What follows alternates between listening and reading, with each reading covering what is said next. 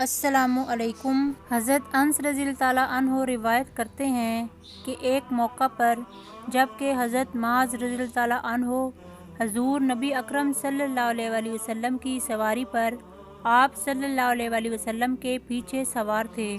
حضور نبی اکرم صلی اللہ علیہ وآلہ وسلم نے حضرت معاذ رضی اللہ تعالیٰ عنہ سے فرمایا، اے معاذ ابن جبل۔ حضرت معاذ رضی اللہ تعالیٰ عنہ نے عرض کیا، لبیک یا رسول اللہ۔ حضرت انس رضی اللہ تعالیٰ عنہ فرماتے ہیں کہ 3 مرتبہ حضور نبی اکرم صلی اللہ علیہ وآلہ وسلم نے حضرت معاذ کو مخاطب کیا اور ہر مرتبہ حضرت معاذ نے یہی الفاظ دہرائے۔ تیسری مرتبہ آپ صلی اللہ علیہ وآلہ وسلم نے فرمایا، جو کوئی سچے دل سے اس بات کی شہادت دے کہ اللہ تعالیٰ کے سوا کوئی معبود نہیں اور محمد صلی اللہ علیہ وآلہ وسلم اللہ تعالیٰ کے رسول ہیں، اللہ تعالیٰ اس پر دوزخ کی آگ حرام کر دے گا۔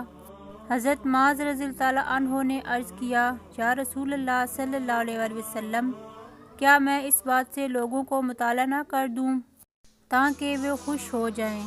آپ صلی اللہ علیہ وآلہ وسلم نے فرمایا، نہیں، اگر تم ان کو یہ بات بتا دو گے تو وہ اسی پر بھروسہ کر کے بیٹھے رہیں گے۔